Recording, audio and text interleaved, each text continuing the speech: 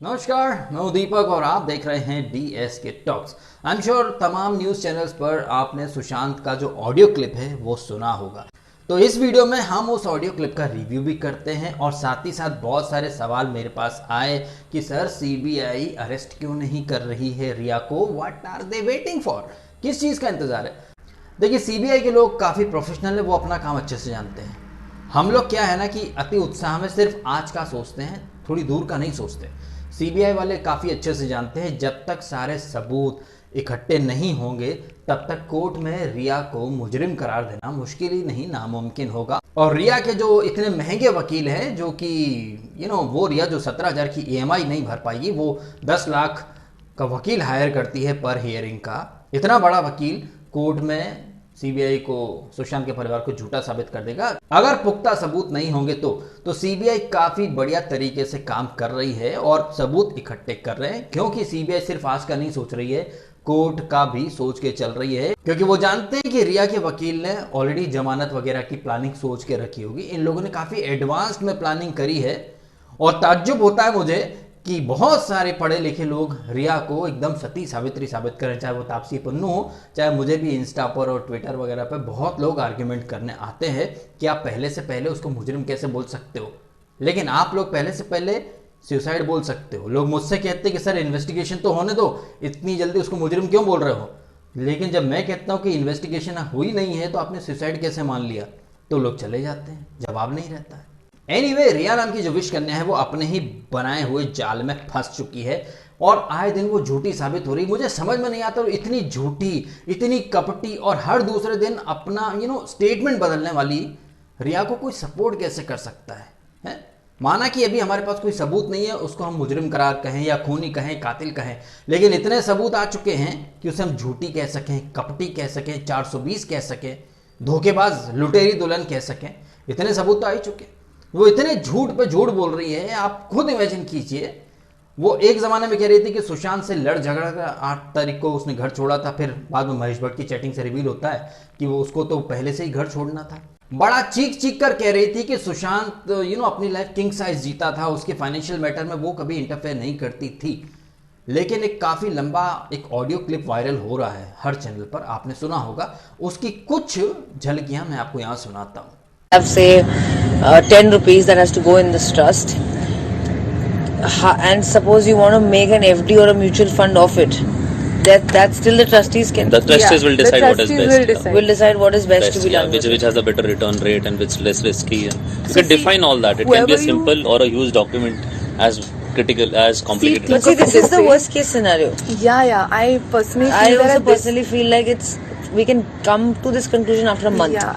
In fact, told her that give it 5-6 months here initially with Pavna, because you have the place. Yeah. And we are paying rent and it's And not then you that go and see compared if to you what want we have for a here. month. Yeah. I was saying that it was too expensive. Which one? the Pavna place. For Pavna standards, it may be expensive, Yeah, for but Pavna for the standard, it's property, expensive. It's It's he fine. seems to be enjoying it. And Yeah. it's So I done don't know the well. size of the property. We checked with some person who lives Yeah. there and owns the property. The area rate is 50-60 lakhs an acre. Yeah. So I don't know how big this But property it's is. done. It's made well. There's like a river also close by, right? You The have lake. access to the The lake. There's a Pavna Dam or whatever. You can give him an idea of how much money he can get every month from Well, returns. ballpark, I give you a number of 5 lakhs a month. You'll be able to get that. Yeah. Which is That's a ballpark number. That's beyond that would be difficult. On an investment of? I mean, what will be the return? percentage? Well, we are taking just not even 9 to 12% per annum, Okay. and after taxes, you will be left with 5 lakhs a month. So We could about have a higher rate of return when the risk increases. Yeah. these are the policies. no, because you can. If that policy is mature, then we'll get that money. No. No insurance policy. We got him a life insurance that is maturing. We haven't seen all. that in There the is books. no Yeah, life nothing in the insurance. books that we have seen. He has health insurance. I can let go of these fancy cars that I've bought. Yeah, he can sell the Maserati. You will lose money. Yeah, We it's don't too need to make quick. such extreme decisions. Just relax. If there is enough of a corpus, we'll make it work. We'll save a few lakhs, put our right? heads together and diversify it as much and find you money that you need every month. So I'll tell you. So I've definitely wanted in a way that if, for example, tomorrow I am not there, or Shruti is not there, or Miranda is not there, and there are newer people who are just there. If someone gets his card, so firstly, the first thing I told them is to start making everything in FDs, Right. which is why they must have called you frantically. Right, Just put all his money in FDs. So in the card, there should not be more than 10-15 lakhs at any given point. That's one thing. Second thing is that money that he has, so that we can get some interest from it, so he doesn't start eating into his savings. In the best case possible that you all can come up with, Right. and to safeguard his money in a way where only without his signature nothing can happen, like to break an FD. But that too, anyway, it won't That will happen. See, Won't that happen. that's already in place. Move from city to To a smaller, yeah, you have probably have that place. either their place or Something else that- something like that. Or like there's a thought that Goa maybe, but that suggested that be in Patna for some time, see that, then first see Goa. Give it like 1 or 2 months before we finally decide that. But he's thinking of the future. Like he's worried about the future, and he wants that kind of safeguard that I'm saying let's treat it as a something like a retirement thing. आपने ये audio clip सुना। Audio clip में सुशांत काफी टूटा हुआ लग रहा है और काफी ज्यादा परेशान लग रहा है। वो चाह रहा है कि खर्चे कम से कम किए जाएं और वो मुंबई छोड़कर किसी पीसफुल जगह, शांत जगह, छोटी जगह जाना चाहता है। लेकिन ऑडियो में आपने सुना रिया कह रही कि हम गोवा ट्राई करेंगे। और आपने अगर ये ऑडियो सुना सुशांत के, और ये जो वायरल क्लिप है, इसमें सुशांत, अगर हम परसेंटेज के हिसाब से बात करें तो सुशांत सिर्फ 30% ही उसकी आवाज़ हम सुनते हैं। बाकी ज़्यादातर रिया, वो भी काफ़ी डोमिनेटिव अंदाज में बात कर रही है।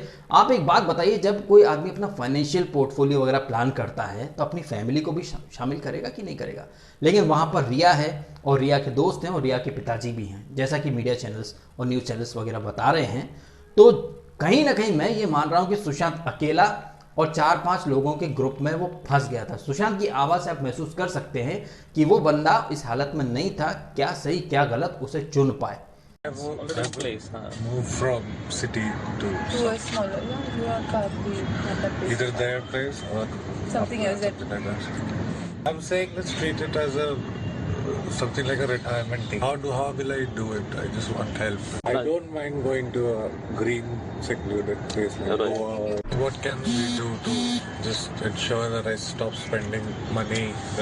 At this point in time, I just wanted a request, a favor. How should we just close save all the money? Yeah, because here I'm fighting my mind, so Yeah. that's probably the worst case. So the worst case, I can ever see. We have to stop यार मुझे एक black coffee दे दे। spending as soon as possible. वो अपने खर्चे कम करना चाहता था और रिया कहती कि सुशांत किंग साइज लाइफ जीता था। सुशांत कहीं हिमाचल या कहीं नॉर्थ में सेटल होना चाहता था, खेती करना चाहता था, लेकिन ये उसे गोवा ले जाना चाहती थी। क्यों? क्योंकि वहाँ ड्रग इजीली मिल जाता था। तो रिया तो डे वन से झूठी साबित हो रही है और इस वायरल ऑडियो ने रिया को फिर से झूठा साबित कर दिया है। एक बार फिर से उसके दावों की पोल खोल दी है, जहां वो कह रही थी कि वो पैसे के, फाइनेंस के मैटर में बिल्कुल इंटरफेयर नहीं करती थी। तो जो बातें हम पिछले 2 महीने से देख रहे हैं कि रिया काफ़ी डोमिनेटिव थी, वो स्टाफ को हायर फायर करती थी, वही पैसे का हिसाब किताब रखती थी, उस थ्योरी को ये जो ऑडियो क्लिप है सही साबित करती है। क्योंकि इस ऑडियो क्लिप में चाहे एफडी कराने की बातें हो, चाहे खर्चे कम करने की बातें हो, चाहे कहाँ सेटल होना कहाँ नहीं, रिटायरमेंट प्लान कर रहा था सुशांत। और एक सच्ची हमसफर जो होती है वो आदमी को बूस्ट करती है। अच्छे दिन आएंगे, अच्छा टाइम आएगा, आप अभी से रिटायरमेंट के बारे में कैसे सोच सकते हो, हम साथ में प्लान करेंगे। एक सच्चा हमसफर जो होता है ना, वो अपने प्रेमी को, आशिक को, पति को, पार्टनर को कभी भी नीचे नहीं गिरने देता है, इनफैक्ट बूस्ट करता है, उसको मोटिवेट करता है, उसको एक खुशनुमा माहौल क्रिएट करता है ताकि वो रिटायरमेंट करना सोचते हुए आगे और अच्छा काम करना है इसके बारे में सोचे। लेकिन आपने देखा रिया तो ऐसा कुछ नहीं, बल्कि वो तो और ज़्यादा प्लान कर रही थी कि छोटे कार्ड में 5 लाख हो, बड़े कार्ड में 10 लाख हो, एक ट्रस्ट बनाए, ये वो। तो आप समझ सकते हैं कि किस कदर वो चीज़ों को कंट्रोल करती थी। लेकिन वो तमाम मीडिया चैनल में कहती फिर रही है कि उसने तो कभी ऐसी चीज़ें प्लान नहीं की, कंट्रोल नहीं की, बल्कि वो तो इन मुद्दों से खुद को दूर रखती थी। ऐसा उसने उस राजदीप के इंटरव्यू में भी बोला था। वहीं सोशल मीडिया पर कई सारे व्हाट्सएप चैट शेयर हो रहे हैं, जहां पर कई लोगों ने मुझसे कहा कि सर देखो, श्रुति मोदी ने कुछ चैटिंग शेयर की थी जहां उसने सुशांत की बहन को डॉक्टर की दवाइयों का प्रिस्क्रिप्शन और ये सब चीज़ें भेजी थी। तो भाई आप ना सुशांत के पिताजी ने जो FIR की है ना, उसको फिर से पढ़ लो। सुशांत के पिताजी ने जो एफआईआर की है उसमें क्लियरली लिखा है कि 2019 से पहले सुशांत को कोई मानसिक बीमारी नहीं थी। 2019 से सुशांत को अचानक से क्या हो गया? अगर मानसिक बीमारी थी तो सुशांत के पिता से परमिशन क्यों नहीं ली गई? क्या किसी भी चैटिंग में आप अपनी स्क्रीन पर देख सकते हैं कि सुशांत के पिताजी कितने परेशान हैं? रिया ने जवाब नहीं दिया, श्रुति मोदी ने कोई जवाब नहीं दिया, फ्लाइट टिकट नहीं भेजी। एक पिता होने के नाते उनकी ये व्हाट्सएप मैसेजेस आप इन पर क्यों नहीं फोकस करते हो? उन्होंने एफआईआर में साफ साफ लिखा है कि पिता होने के नाते उनकी परमिशन क्यों नहीं ली गई, क्योंकि सुशांत उनका बेटा था। लेकिन नहीं, आपको सुशांत के पिता की एफआईआर नहीं दिख रही, उनकी चैटिंग नहीं दिख रही, उनकी चिंता नहीं दिख रही है कि एक बाप जो अपने बेटे से कांटेक्ट करना चाहता है, कोई कांटेक्ट ही नहीं हो पा रहा है एक बाप का अपने बेटे से, क्योंकि चीजों को रिया ने कंट्रोल कर रखा था। वही चीज उन्होंने एफआईआर में भी लिखी है कि क्या ट्रीटमेंट चल रहा था, किस डॉक्टर से क्या हो रहा था, बताया ही नहीं गया। परमिशन लेना तो दूर की बात है। और मैं कुछ दिन पुराने अपने वीडियोस में पहले भी कह चुका हूं कि मैं ये जो मीडिया में जो थ्योरी चल रही है इनके ऊपर जाने के बजाय मैं जाऊंगा सिर्फ उस एफआईआर के ऊपर। सुशांत के पिताजी ने जो एफआईआर में आरोप लगाए हैं, जो पॉइंट्स उठाए हैं, उनकी जो एफआईआर है वो कहीं ना कहीं ये जो चैटिंग है, इन तमाम चैटिंग से सामने आ रहा है कि सुशांत के पिताजी को इस बारे में बिल्कुल भी नहीं पता था और ना ही ये लोग उनको एक्सेस दे रहे थे सुशांत का, ना ही कांटेक्ट कर पा रहे थे वो सुशांत से। तो तमाम बातों का जो निचोड़ निकल करके आ रहा है वो ये है कि सुशांत को ये लोग ड्रग दे रहे थे दवा के नाम पर, और हालत ऐसी कर दी थी कि उसका किसी पर भरोसा नहीं था। सुशांत की जो आवाज़ हमने सुनी है उसको किसी पर भरोसा नहीं हो रहा, लेकिन वो शायद डर है या क्या है, वो खुलकर बोल नहीं पा रहा था। और रिया जो कि उससे सच्चा प्यार करती थी, वो गोवा जाने की बात करती है, इधर उधर की बात करती है, पावना जाने की बात करती है, लेकिन एक बार भी नहीं बोलती है कि नहीं, रिटायरमेंट क्यों प्लान करना यार, हम काम करेंगे, मिलके काम करेंगे, आगे काम करेंगे। यही साबित हो जाता है कि वो सिर्फ वहां पैसे के लिए आई थी। और ऐसी लुटेरी दुल्हन को, विश कन्या को लोग महिमा मंडित कर रहे हैं, जस्टिफाई कर रहे हैं।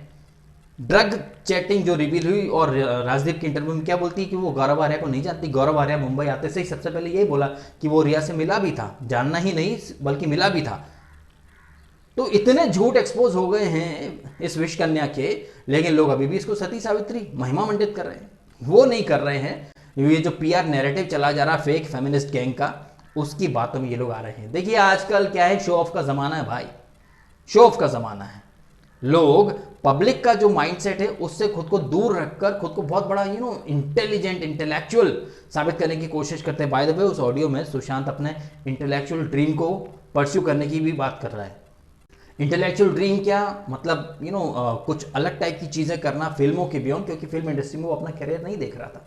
सुशांत का ये स्टेटमेंट उस ऑडियो में जो था वो साबित करता है कि सुशांत इस इंडस्ट्री में सफोकेटेड फील कर रहा था, घुटन महसूस कर रहा था, और वो जितना जल्दी हो सके इस इंडस्ट्री को छोड़ना चाहता था। ऑब्वियसली नेपोटिज्म या फिर जो माफिया हैं या जो गैंग बने हुए हैं, वो उन लोगों का सामना नहीं कर पा रहा था, इसीलिए वो मुंबई और बॉलीवुड छोड़ना चाहता था। अब यहाँ एक बात जो कि आपके दिमाग में शक पैदा करेगी कि वो सुशांत जो सडनली रिटायरमेंट प्लान कर रहा था, उसी सुशांत ने 2020 के लिए अपने प्लान्स ऑलरेडी अपनी डायरी में लिखे हुए थे। हॉलीवुड में जाना, एक आईटी कंपनी सेटअप करना, और बहुत सारे सपने प्लान किए थे एजुकेशन सेक्टर में, राइटर्स की एक टीम बनाकर, कोर टीम बनाकर अच्छा कंटेंट बनाना, एक गेम वगैरह डेवलप करना।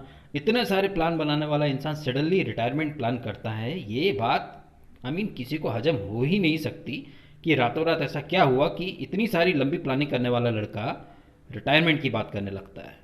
तो इस नोट पर वीडियो खत्म करता हूं। कमेंट करें आप अपने ओपिनियन, वीडियो अच्छा लगा तो लाइक करें, कमेंट करें, शेयर करें, सब्सक्राइब भी करें डीएस के टॉक्स। अगर आपने नहीं किया तो आपने समय निकाला, वीडियो देखा, आपका बहुत बहुत धन्यवाद।